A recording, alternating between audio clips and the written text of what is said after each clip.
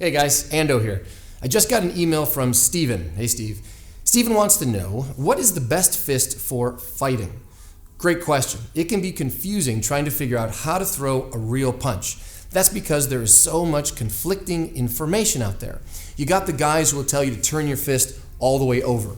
Then you've got the flat fist crowd, the three-quarter crowd, vertical fist.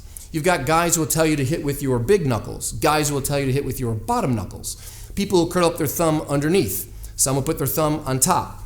Some who use knuckle punches. How about ridge hands, sword hands, leopard fist? Some guys will tell you shouldn't even punch someone in the head because you're going to break your hand. You should only use your palm heel. So with all that information out there, how is anyone, beginner or advanced, supposed to have confidence in practicing their punching?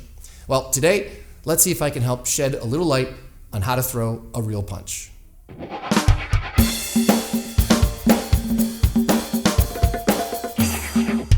When it comes to a real fight, the best fist is the one that hits the other guy and doesn't hurt you. So which fist does that? All of them. And none of them. Cute, huh? Look, here's the thing. The best fist is the one that fits. I'll say that again. The best fist is the one that fits. Here's what I mean. Take a look at my face. Let's pretend, for some demented reason, you wanted to punch me right in my smug, fat-lipped face. You're not the first one. Take your fist and put it right up to the screen and imagine you wanted to punch me right on the point of my jaw. What does your fist look like? Now move it up. What if you wanted to punch me on the nose? What if you wanted to punch me in an eye? What about across my nose? What about the temple? What about the angle of my jaw? What about the hinge of my jaw? The corner of my eye? The straight into my throat? The side of my throat?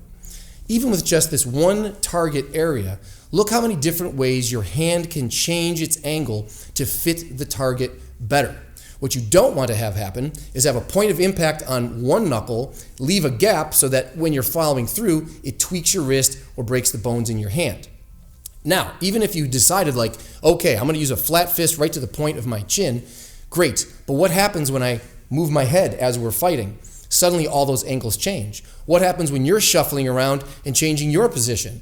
Again, all the angles change. So there is no one all-purpose super fist that fits every single angle of your opponent.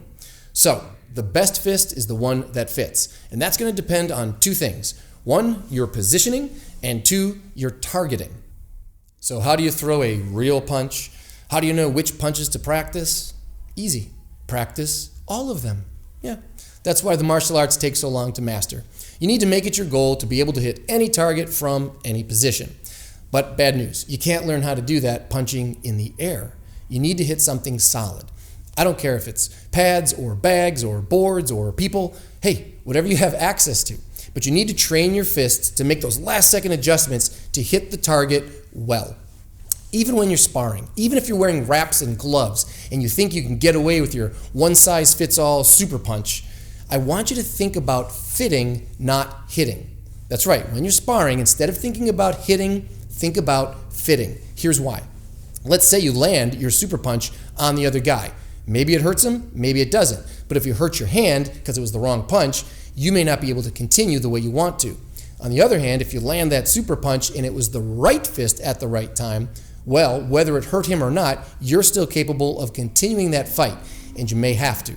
So it's worth the time to keep training, hitting solid objects, different sizes, different shapes, static, on the move, so that you're picking out the fist that fits.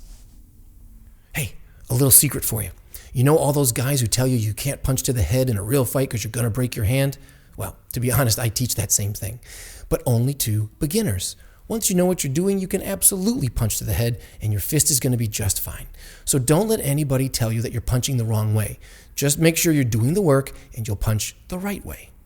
Steven, I hope that helped clear things up just a little bit. For everyone else, if you dig what I'm laying down, don't forget to subscribe. Click over to senseiando.com and get on my email list. Until next time, go hit something and keep fighting for a happy life.